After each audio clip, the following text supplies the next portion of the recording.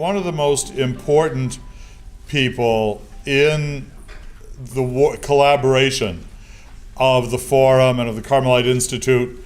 I think one of the most important voices, not only for her contribution, but for her support and just wonderful warmth and encouragement of so many people is the late Sister Vilma Seelaus. And those of us who knew Vilma, miss her terribly. She went to the Lord a little over 3 years ago, and we've established a essay contest in her honor to encourage young people, young scholars, new voices, to pick up that mantle and make their contribution. And so this past year we had the contest, and part of the offering was that we would ask the winner of the contest to give an address here to deliver a paper here at the symposium. And so I think, as I said, this in a sense I think is the most sacred of the talks, because it represents the future and because it connects us to Vilma and our heritage. So I'd like to introduce now Megan Loumagne, who is has just finished her, was it the MDiv? The MDiv at Boston College, School of Theology and Ministry, and who will be going now on to continue her doctoral work at Christ College in Oxford. And I really envy her for that, because it's like going to Hogwarts. I mean, if you've ever been to Oxford, Christ College is the most magical of the places. Fascinating history with Cardinal Wolsey and everything, but it really is just such a wonderful place and beautiful place, and what a great place to study and to learn. So I'd like to welcome Megan now to give the talk.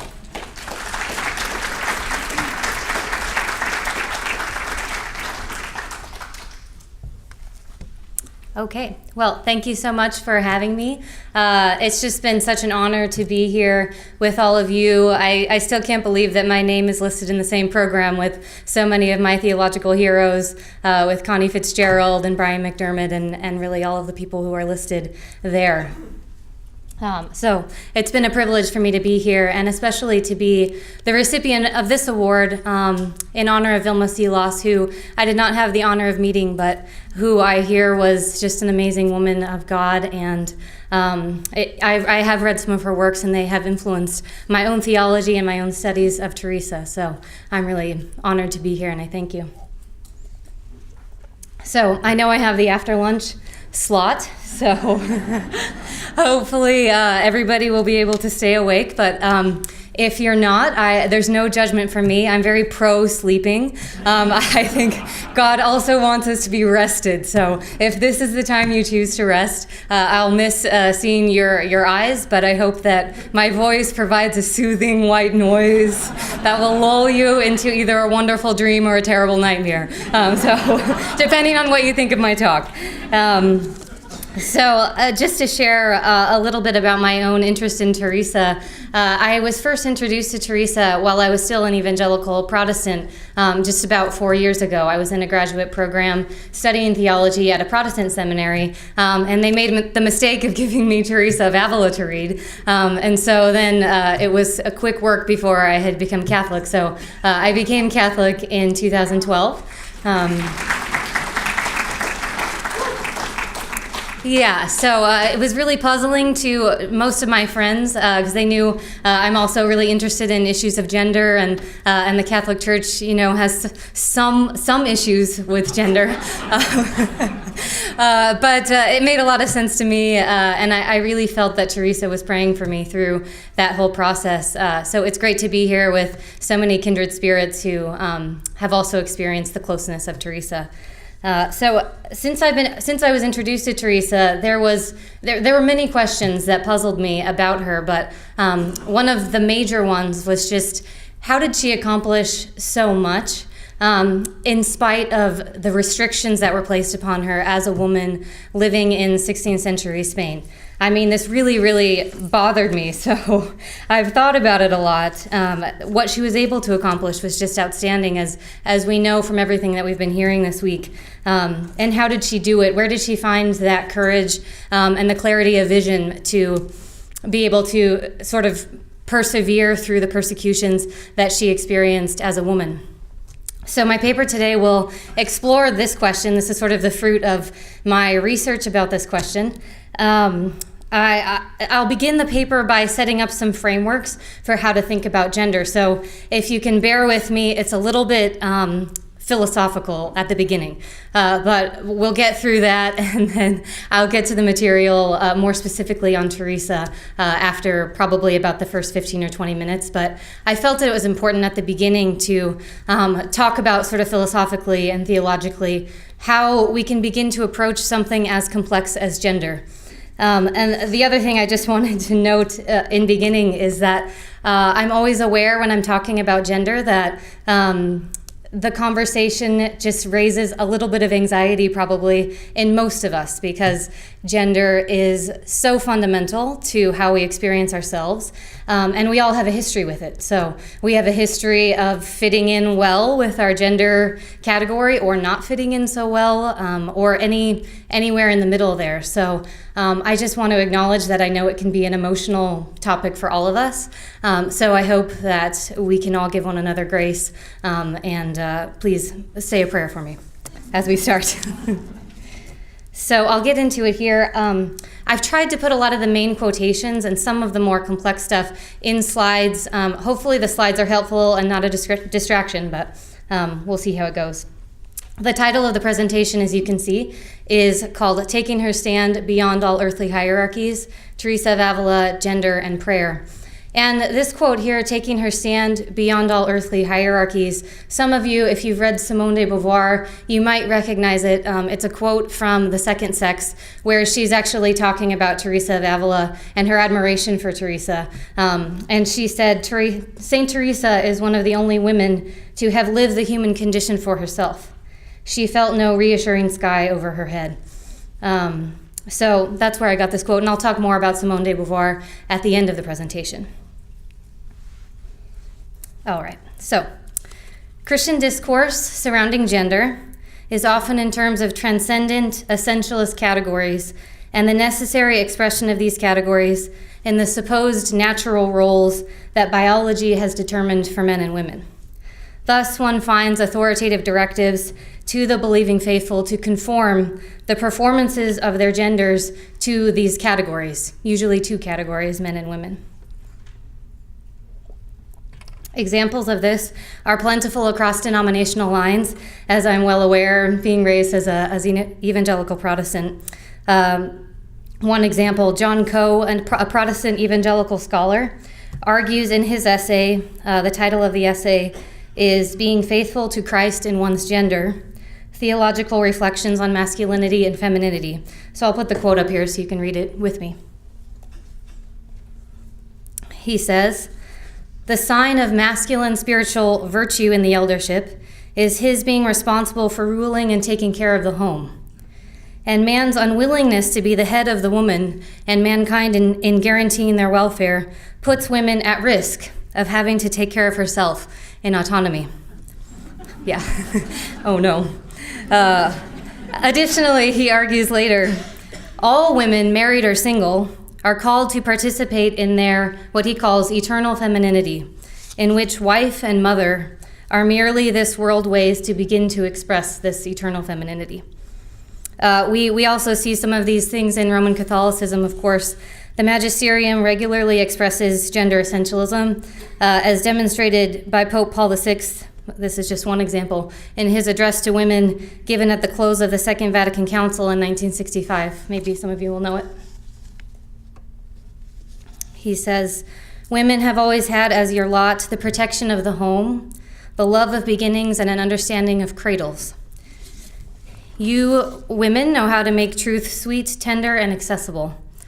Pope Paul VI gender essentialism is accompanied, so this is the main point from the beginning here, that creating these categories, static categories, is usually accompanied by a list of then behaviors that you should do in order to fit into the category. And this is what we see here. So Pope Paul VI gender essentialism is accompanied by directives to women to aid mankind in not falling, reconcile men with life, watch carefully over the future of our race, hold back the hand of man who, in a moment of folly, might attempt to destroy human civilization, and finally, to save the peace of the world.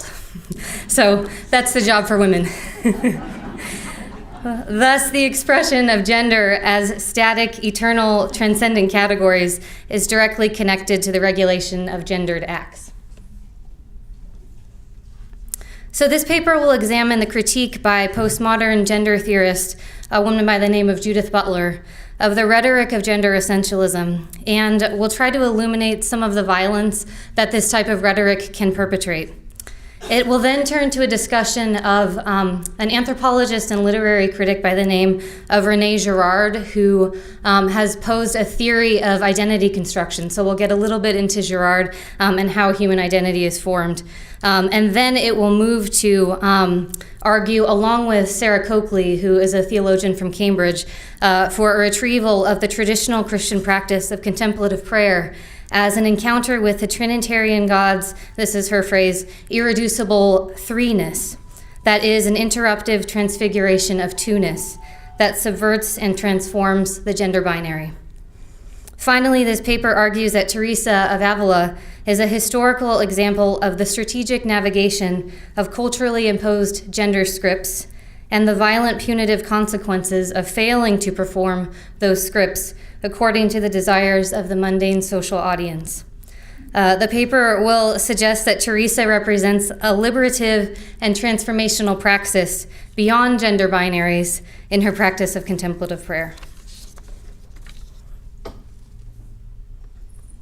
So here's a quote from Judith Butler.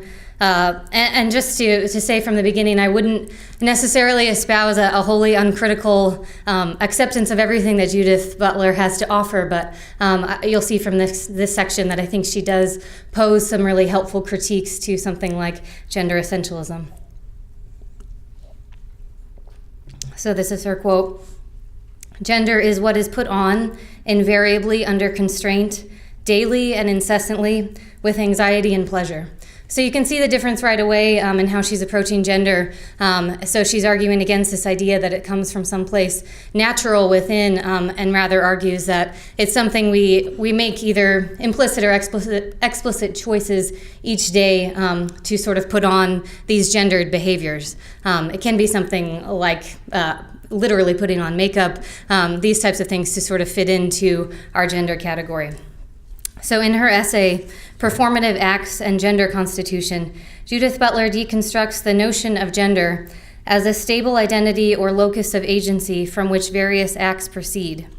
She argues instead that gender is an identity tenuously constituted in time. It is an identity instituted through the stylized repetition of acts. Here, Butler builds on the work of Simone De Beauvoir from 1949 in her book, The Second Sex, in which she famously has stated, one is not born, but rather becomes a woman. Butler and De Beauvoir argue that gender does not emerge from a natural place within the human person. Rather, it is imposed on humans by both inner and outer dictates to perform specific repeated acts that enforce and perpetuate cultural gender myths. The evolution over time of acceptable gender behaviors, the ubiquity of gender variance, the urgency of imperatives regarding obligations of gendered persons, and the existence of punishments for those who fail to perform gender properly. You can think about these stories you read in the news of a little boy at school who's beat up because he was acting like a girl. And so this is kind of what she's talking about of the societal discipline that's evoked if you don't perform your gender properly. So all of these things suggest that gender is perhaps not an inevitable byproduct of biology. As Butler notes, that culture so readily punishes or marginalizes those who fail to perform the illusion of gender essentialism should be sign enough that on some level there is a social knowledge that the truth or falsity of gender is only socially compelled and in no sense ontologically necessitated. If gender were an inevitable result of our biological situation, it seems that it would be unnecessary to provide instructions about how to perform gender properly. Imagine receiving commands as to the best way that we should metabolize food or produce new cells or have a heartbeat. This would seem absurd because these are natural functions. Consequently, this destabilizes the certainty with which we should consider gender in terms of what is natural. Furthermore, even one's biological sex can hardly be placed into rigid binary categories given the multiplicity of factors that constitute biological sexuality. These include chromosomal, genetic, anatomical, gonadal, endocrine, hormonal, and psychological factors that all constitute biological sexuality. As Deborah Rudisil notes in her book, The Riddle of Gender, it is possible for a person to have XY chromosomes and yet female body morphology and genitals as a result of androgen insensitivity syndrome, or XX chromosomes, yet male body morphology and genitals as a result of congenital adrenal hyperplasia. Thus, both sex and gender defy simple binary categorization. And that's kind of the big point of this first section, is to just problematize a little bit how neatly we would like those categories to be. It would be a lot easier if they were tidy and neat and just two. But as with all human realities, it's a little bit more complicated than that.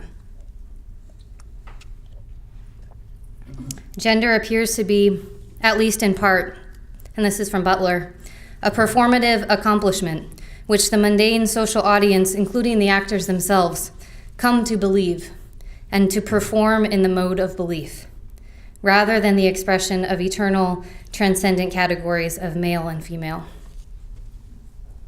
So we'll move now to talking about this idea of punitive consequences for failing to perform gender well.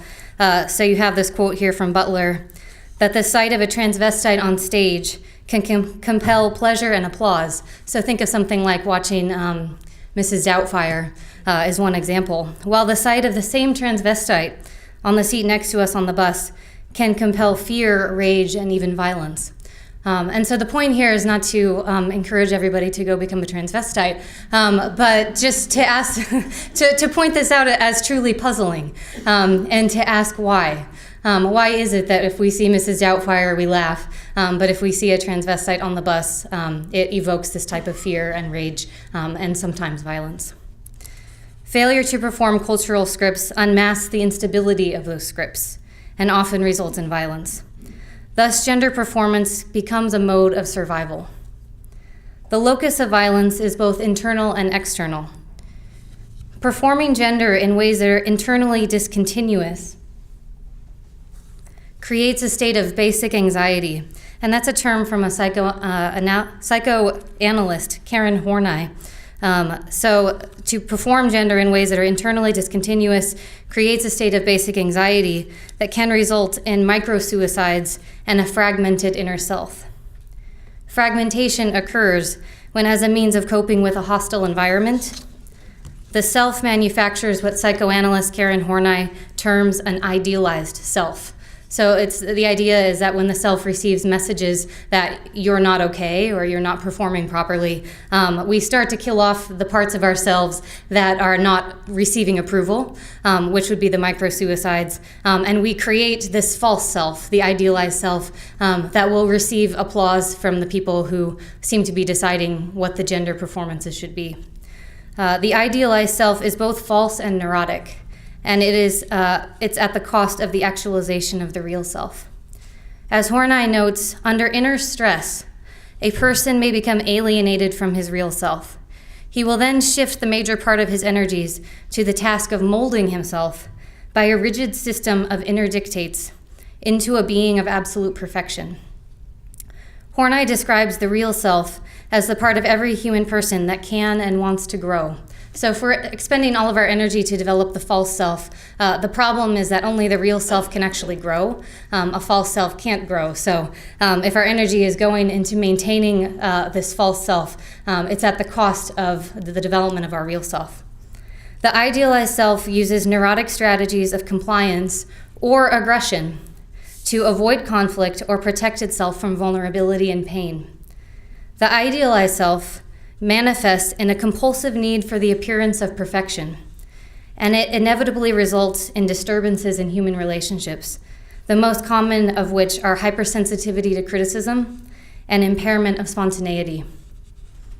Self-idealization as a coping strategy to a hostile environment causes alienation from one's real self and thus hinders self-actualization.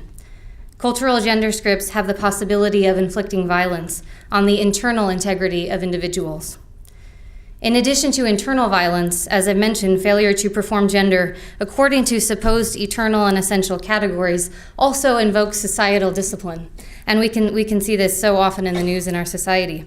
The sight of a person who cannot easily be placed into a gender binary destabilizes reality. It provokes anxiety and thus often leads to violence. Furthermore, it places the individual in a double bind. Performing gender scripts in a way that is internally discontinuous fragments the self and impairs the liberating forces of spontaneous growth. However, failure to perform in a way that pleases the other actors desacralizes the script, and thus it renders one vulnerable to cultural victimage. So those are just a few thoughts on different ways of approaching gender. I'll move now to some of the work of both René Girard and James Allison, who was a student of René Girard's, and they're both going to be talking about how the identity of the human person is constructed. So we have this quote from Allison. "It is always the eyes of the other who let me know who I am, and as I detect them perceiving me, so I will find myself to be." Philosopher and literary critic René Girard argues that all human desire is desire according to the desire of the other. So the idea here is that fundamentally human beings are wired for mimicry. This mimicry is pre-conscious. The desires that we have are not spontaneous, but rather are learned from observation of the desires of the other. As James Allison summarizes, humans are exceptionally finely prepared imitating bodies, for whom imitation is the normal conduit through which we acquire language, gesture, memory, and empathy. And so we receive ourselves as ourselves. Every human is born into interconnected webs of relationships that construct and interiorize identity. Thus, a human self is, and this is from Allison, a real but malleable construct, which is a symptom of the way this body has been brought into being and is held in being by the relationships which preceded it.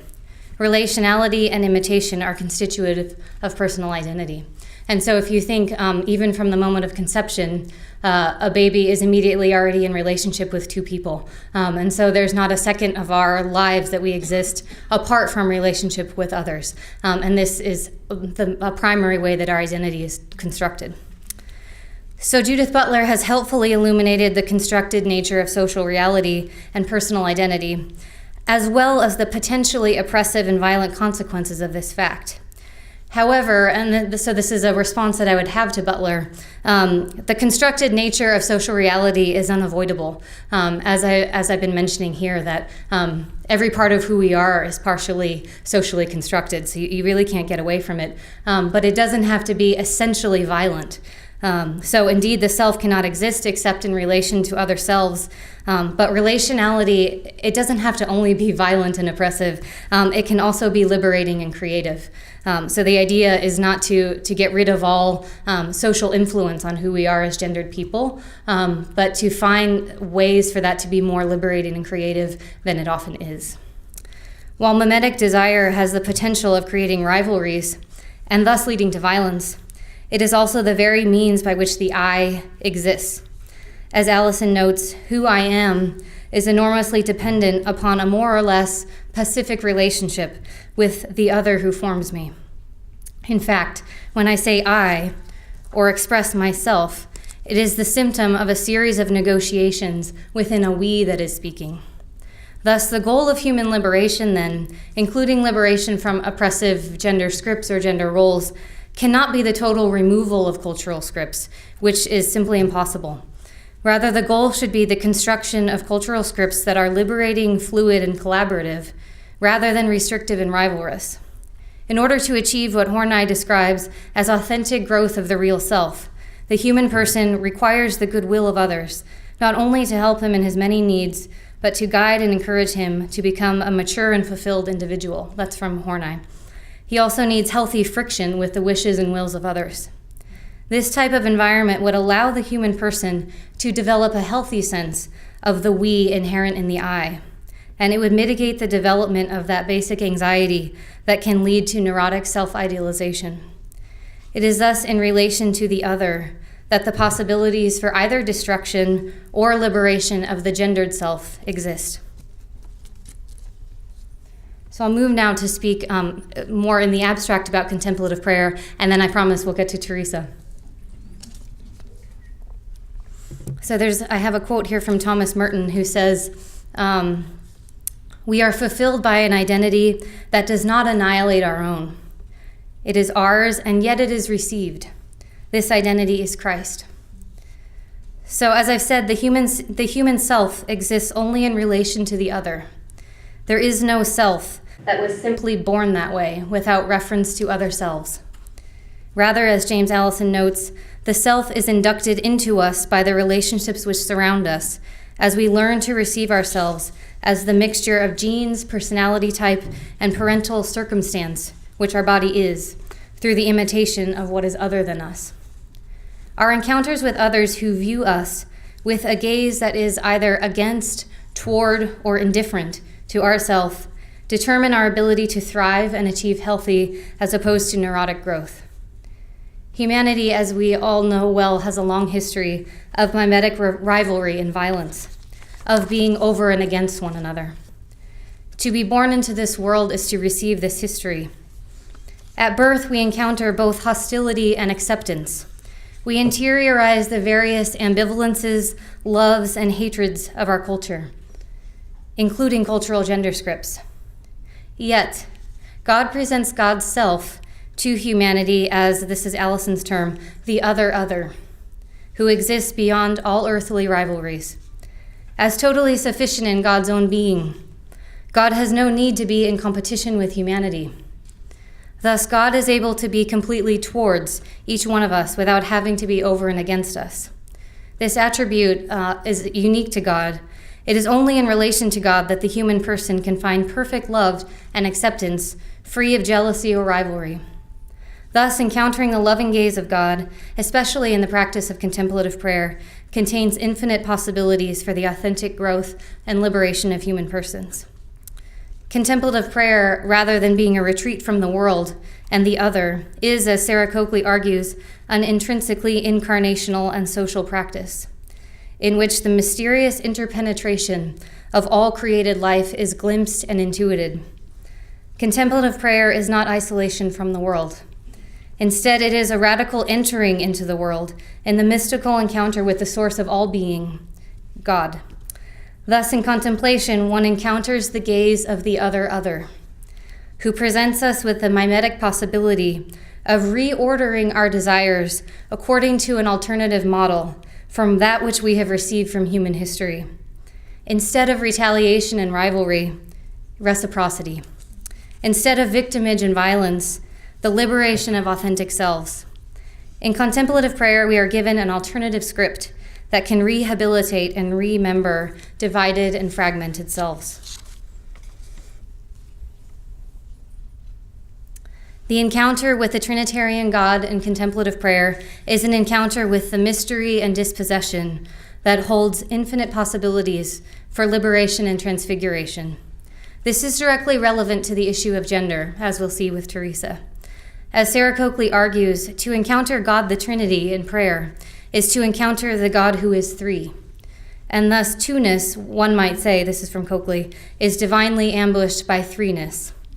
Christ through the Spirit is the interruptive transfiguration of two-ness.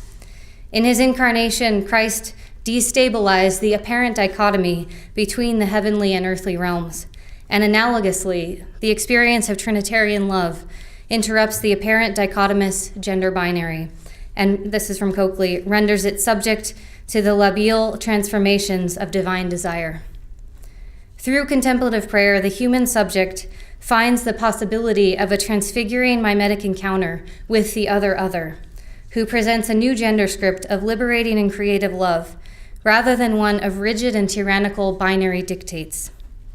To come to know and love the Trinitarian God through contemplative prayer is to have oneself, including oneself as a gendered self, stripped of all human certainties, in order to be remade in the incarnate likeness of Christ.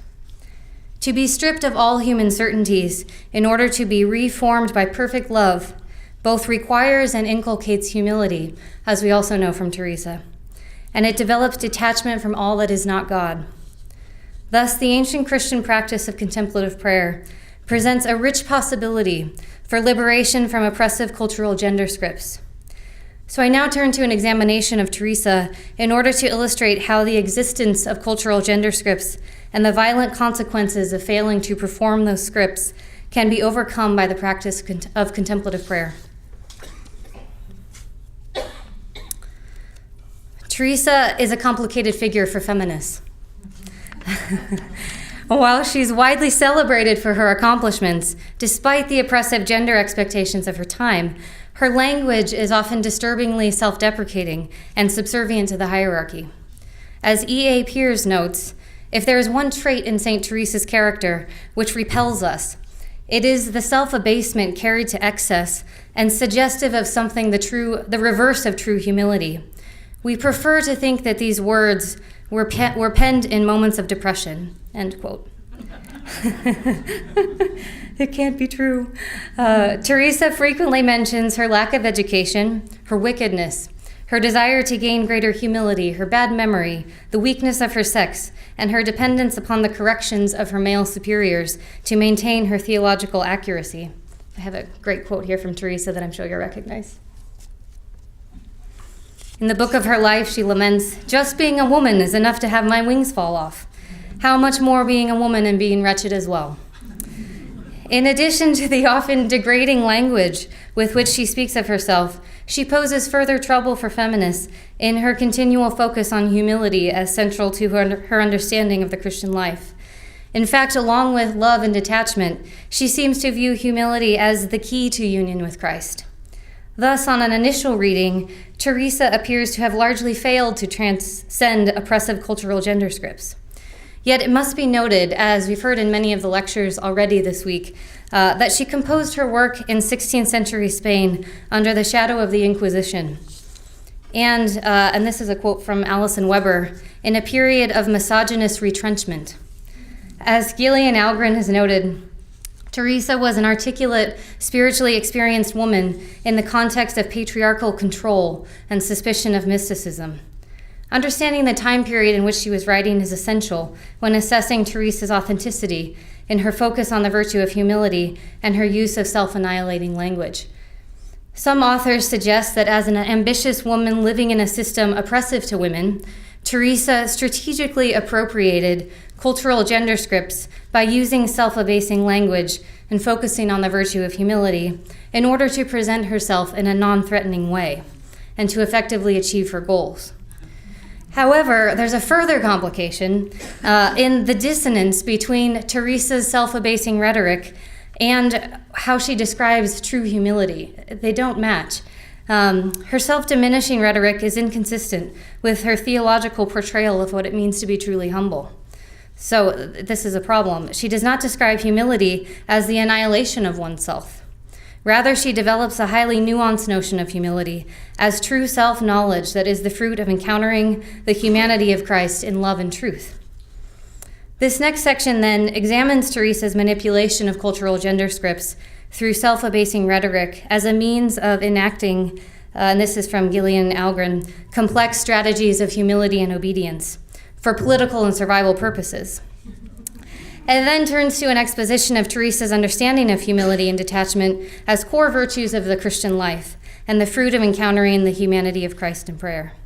Finally, I'll conclude by arguing that it was only through her encounters with the perfect love of the other, in the humanity of Christ, and in her development of the virtues of humility and detachment, that Teresa was able to transfigure and transcend the oppressive gender imperatives of her time. I have another quote here from Teresa. "We are living in a world in which we have to think of people's opinions of us if our words are to have any effect."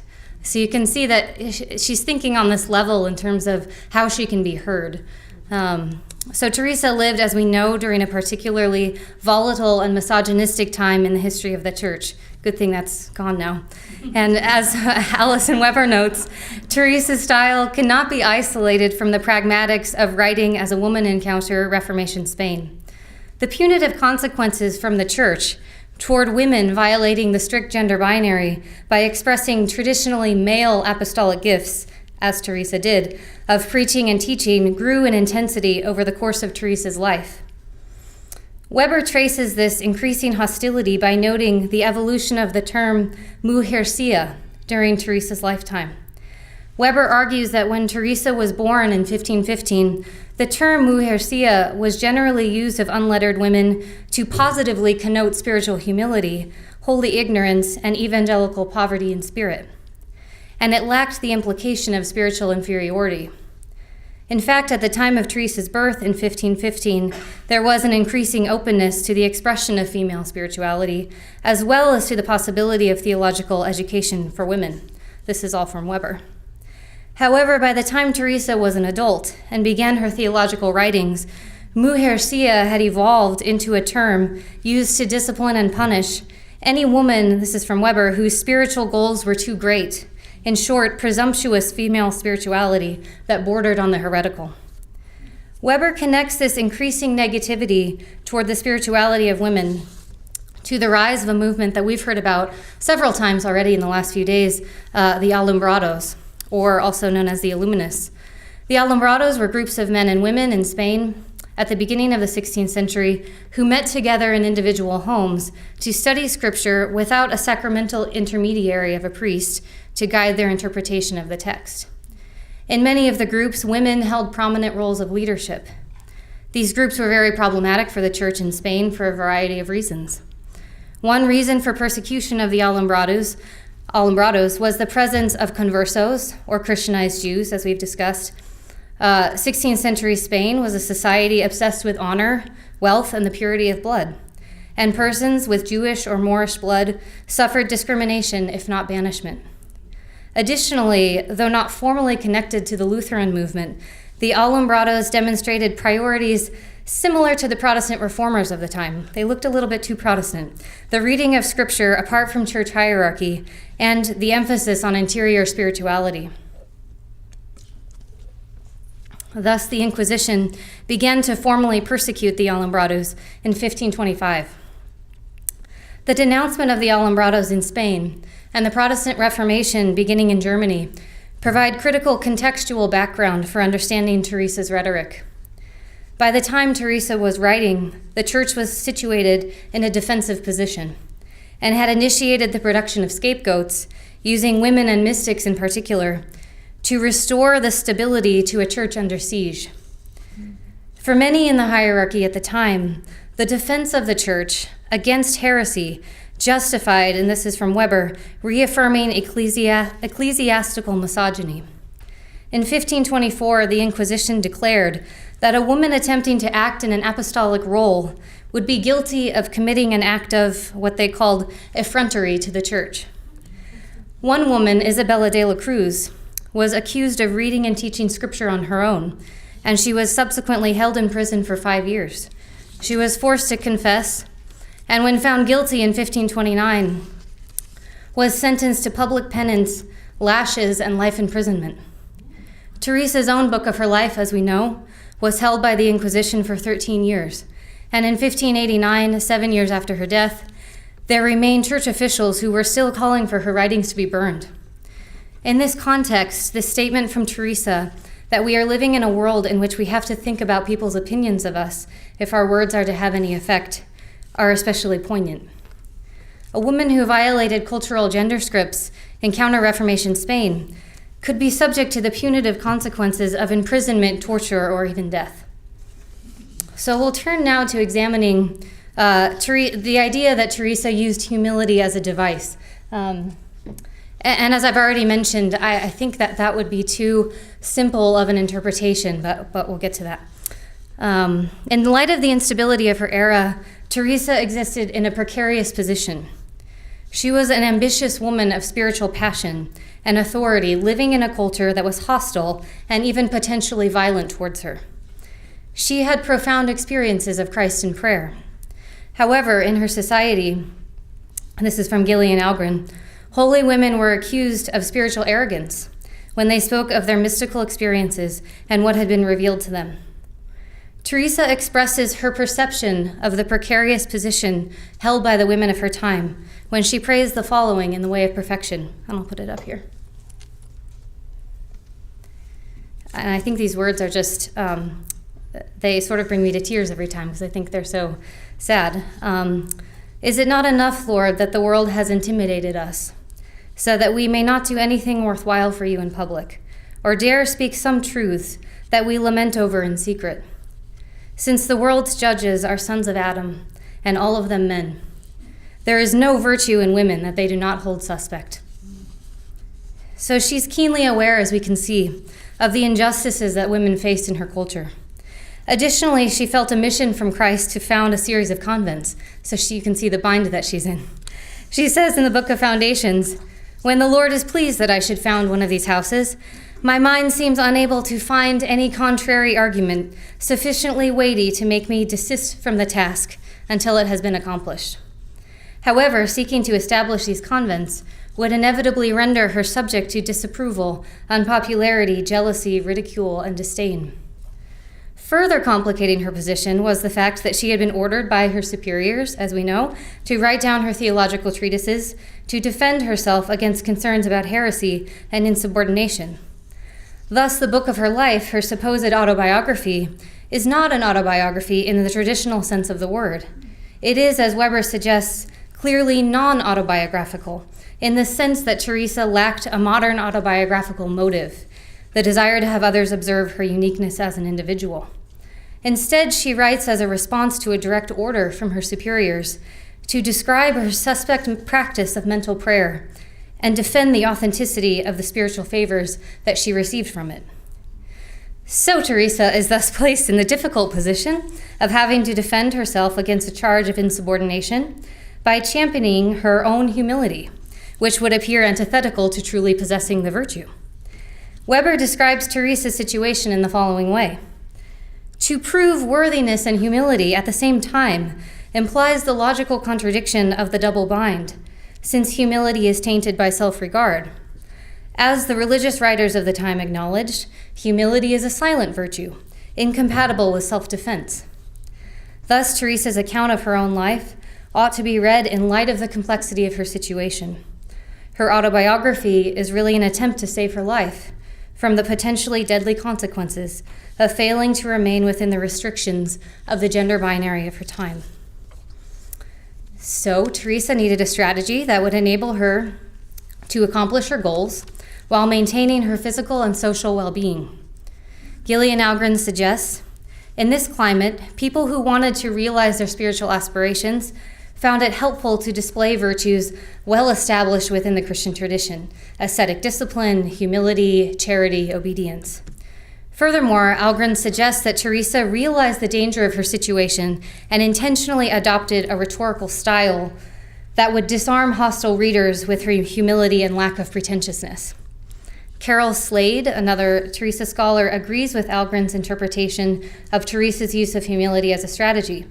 In her analysis of Teresa's meditations on the Song of Songs, Slade suggests that Teresa intentionally uses what she calls a rhetoric of protection that portrays herself as obedient to her confessors, a hermeneutic of humility that decries her feminine inability to understand God by rational means, and furthermore, a designation of a female audience, which subtly undercuts the worth of her writing. If she's writing only for women, it can't be that great. Furthermore, Slade highlights the brilliance with which Teresa simultaneously accomplishes her goals and protects herself from persecution through rhetorical gymnastics. For example, Slade notes that Teresa's deference to her confessors and her frequent mention to her lack of knowledge subtly imply that her confessors are the ones who ought to be brought before the Inquisition in the case of any departures from orthodoxy. If she has submitted everything to her confessors, she can't be blamed if they are in error. Her hermeneutics of humility that bemoans her inability to rationally understand God subversively implies a more direct communication between God and her that bypasses the mind. Furthermore, her apparent undervaluing of her work by specifically delineating a female audience effectively bolsters support from her fellow nuns. Thus, Teresa strategically appropriated and manipulated the cultural gender scripts of her time, it seems, in order to save her life and accomplish her goals. Her self-deprecating, humble language can be seen as, this is from Weber, self-conscious, alternatively defensive and affiliative, and above all, a subversive mode of communication. This is a really helpful insight, I think, into understanding Teresa's writing. However, as I indicated at the beginning of this section, Teresa's rhetorical self-abasement should not be conflated with her theological understanding of humility. While it is true that Teresa's writing should not be reduced to irrepressible feminine charm, it should also not be reduced to covert strategies of empowerment. I think it would be kind of anachronistic to read that back into the text now. She wasn't necessarily meaning to subvert an oppressive regime. Her work must be considered in light of her experience of Christ in contemplative prayer. So we'll turn now to looking at what Teresa meant by humility. I think there will be a lot of carryover with the presentation this morning on dignity, so it'll be great to be talking about that later. So she says, "What a nice kind of humility. I have the Emperor of heaven and earth in my house, for he comes to it in order to favor me and be happy with me." Teresa's self-abasing speech functioned as a protective rhetorical device, as we've seen, that allowed her to navigate oppressive cultural gender scripts, avoid the punitive consequences of the Inquisition, and accomplish her goals. However, her emphasis on humility in her theological writings is much more than a rhetorical strategy. It is also the crux of her spirituality, the fruit of encountering the humanity of Christ in prayer, and it is one of the fundamental keys to her ability to rise above the restrictive gender binary of her time. So as I started the paper with the question of how did Teresa do that, one of the answers that I came to was because of how she viewed humility and because of how she developed that virtue in her own life. By the humanity of Christ, Teresa explains that she means the whole Jesus Christ, including all aspects of his human life, crowned by his resurrection. Though popular teaching during her time, as we've mentioned, was that the most spiritual forms of prayer focused on the divinity rather than on the humanity of Christ, Teresa would not relent on this point. Her commitment to contemplation of the humanity of Christ allowed her to experience God in God's human form, as incarnated, wounded, immanent, and if it was God in God's human form, then also God as gendered. Thus, in her encounter with the humanity of Christ, Teresa met the God that Sarah Coakley describes as the human one, who, precisely in the spirit, has effected the interruptive transfiguration of two-ness. It is by experiencing the love of the human Christ, who interrupts apparent dichotomies, that Teresa learned the virtues of humility and detachment. Furthermore, she attained, I think here, the courage to transcend the violent gender policing of her era through her encounter with the perfect love of Christ in prayer. So for Teresa, at times learning humility required greater self-effacement, but not always. She argues that because humility is truthful self-knowledge, sometimes learning humility from Christ demands greater self-esteem. In the way of perfection, she says, leave aside any of that faint-heartedness that some persons have and think it is humility. You see, humility doesn't consist in refusing a favor the king offers you, but in accepting such a favor and understanding how bountifully it comes to you and being delighted in it.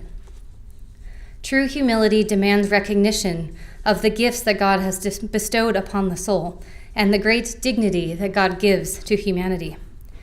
In contrast to what some of her rhetoric might suggest, Teresa's understanding of humility is not annihilation of self. Rather, humility is seeing oneself clearly in light of how God sees the self. In The Interior Castle, Teresa says, "I was pondering why our Lord was so fond of this virtue, of humility, and this thought came to me. It is because God is supreme truth, and to be humble is to walk in truth." While Teresa describes the nothingness of every person in relation to God, this nothingness is situated in the context of intimacy with Christ, who delights in giving all things to his children. Teresa notes, "The things of the soul must always be considered as plentiful, spacious, and large. This is not an exaggeration. The soul is capable of much more than we imagine, since God has given it such great dignity." Teresa's perception of God is as a father who is eager to do many things for us. And her notion of herself in relation to God is as she says, a paradise where the Lord says he finds his delight. Furthermore, Teresa argues that it can actually be a temptation from the devil to belittle oneself too much. In The Way of Perfection, she states, "Consider carefully, daughters, the matter I'm going to speak to you about. For sometimes it will be through humility and virtue that you hold yourselves to be so wretched. But yet at other times it will be a gross temptation. True humility enlarges the soul and enables it to better serve God. It brings peace, calm, and the ability to trust in God to the human spirit.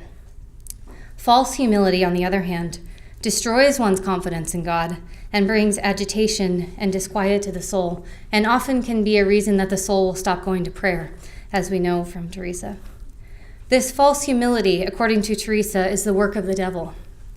Although the soul may recognize that it is greatly in need of God and full of many sins, this awareness should never degrade or dishearten the spirit in light of the great mercy and love of Christ. A soul that feels itself to be small and worthless is not a truly humble soul, because it is a soul not living in the truth, that the love of God enlarges and empowers the human spirit and has endowed it with many great things. In order for the soul to achieve love and to find freedom in Christ, it must develop humility, but this humility must also be joined by the virtue of detachment. Teresa states, "True humility can enter the picture because this virtue and the virtue of detachment, it seems to me, must always go together. They are two inseparable sisters.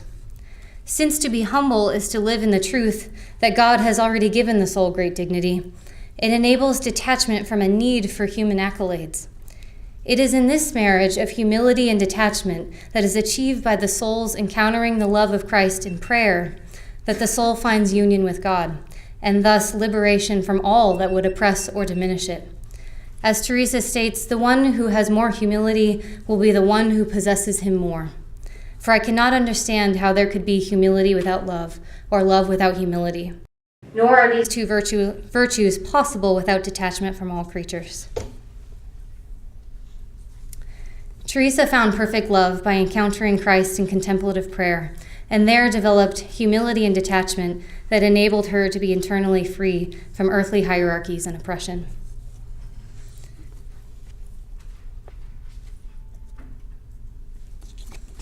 The freedom that Teresa achieved through contemplative prayer was the fruit of her encounter with Christ, as I've said, the other, who presented her with a mimetic possibility of reordering her identity according to an alternative model from that she had received from her culture. While her culture looked upon her with a rivalrous and restricting gaze that could have fragmented and diminished her, she subjected herself to the gaze of another, who viewed her with eyes of love, that remembered and rehabilitated her authentic self. She speaks of this loving gaze in The Way of Perfection when she says, "I'm not asking you to do anything more than look at him. Well, now, daughters, your spouse never takes his eyes off of you. Is it too much to ask you to turn your eyes from these exterior things in order to look at him sometimes?" Rather than being over and against Teresa, Christ was completely toward her, and thus became a source of strength. Under the loving gaze of Christ, Teresa was stripped of the human certainties of her culture that policed her gender performance according to a strict binary system. She became detached from human regulations and restrictions. She demonstrates this detachment when she says, "Therefore, sisters, give up these fears. Never pay attention to the opinion of the crowd. Behold, these are not the times to believe everyone. Believe only those you see who are walking in conformity with Christ's life. Through the practice of contemplative prayer, Teresa gained the strength to rise above any instruction that was not consistent with the character of the Christ that she knew. The Christ she encountered in prayer never diminished her, but rather, remarkably, I think this is crazy. Every time I read it, I think it's wild for her time, but even for our time. She speaks of Christ as humbling himself before her in order to evoke her strength. I have the quote up here that I just think it's phenomenal. She says, "The Lord, without deception, truly acts in such a way with us. He is the one who submits, and he wants you to be the lady with authority to rule. He submits to your will.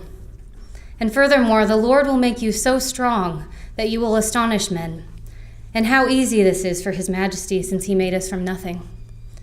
The image of Christ submitting to the authority of a holy woman and desiring the strength of a woman was radical for Teresa's time and arguably also for our time, and indicates the revolutionary power that she found in her practice of contemplative prayer. Thus, Teresa's encounter with the other, Christ, in prayer destabilized the rigidity of the gender imperatives of her time that demanded that she diminish herself, and presented Teresa with the mimetic possibility of a reconstructed identity according to the desire of the other, who she found to be completely toward and never over against her self-actualization. This is another one of my favorite quotes from Teresa. She says, I'm just getting to my conclusion now, "The soul is like one who gets up from the table after winning a game, for it already sees what worldly things are. It rises up at the best time as one who enters a fortified castle to be safe from enemies." And so if you imagine the enemies that Teresa faced in her culture, who demanded that she perform her gender differently, I think this statement is so poignant. So I'll get back now to Simone De Beauvoir, who I started the presentation with. In her book, The Second Sex, De Beauvoir expresses a curious fascination with Teresa, which is surprising since De Beauvoir is overwhelmingly critical of mysticism. The female mystic, she argues, establishes a relation with an unreal, or creates an unreal relation with a real being. In any case, she has no grasp on the world, and she does not escape her subjectivity.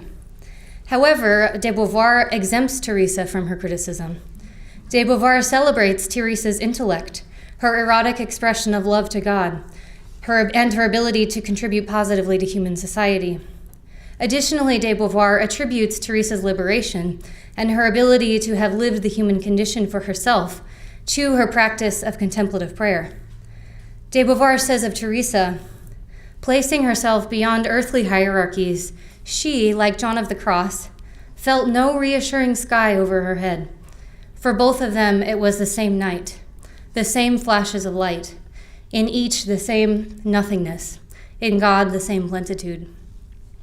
De Beauvoir recognized in Teresa a woman whose contemplative practice allowed her to transcend the gender imperatives of her time to achieve self-actualization. Teresa's life unmasks the pervasive nature of culturally imposed gender scripts and the threats of violence for those who fail to perform those scripts in the way that the mundane social audience demands. Furthermore, Teresa illuminates the possibilities for the transfiguration of false binaries through her mimetic encounter with the Christ who interrupts two-ness and who offers a reconstruction of identity according to the one who is always toward and never rivalrous with the human self. So, thus, in conclusion, Teresa's practice of contemplative prayer and her exhortation to the cultivation of humility as truthful self-knowledge and detachment from human hierarchies contain rich resources for the navigation of impasses created by culturally imposed gender binaries in our time as well. Thank you.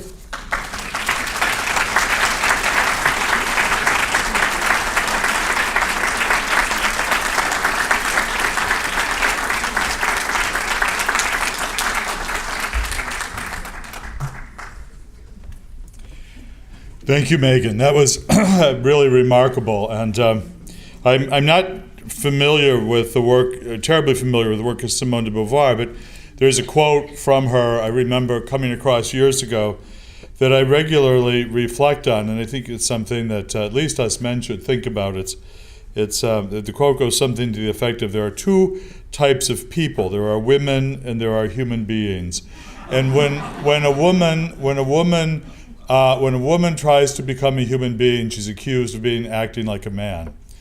And I think that's always been a good. Unfortunately, I didn't read Simone De Beauvoir. I came across it in a Doonesbury comic strip, which is where you come across some of your best stuff. The other thing on gender, my favorite quote on gender, on the gender issue that should give us all something to think about. In a world that made sense, men would ride side saddle, and if you think about it. You do realize there's a lot of artificial construct in gender theory. So, but I think this was really helpful for us to see really how Teresa pioneers for us today an ability to look beyond gender to the individual person and their gifts. So thank you very much, Megan.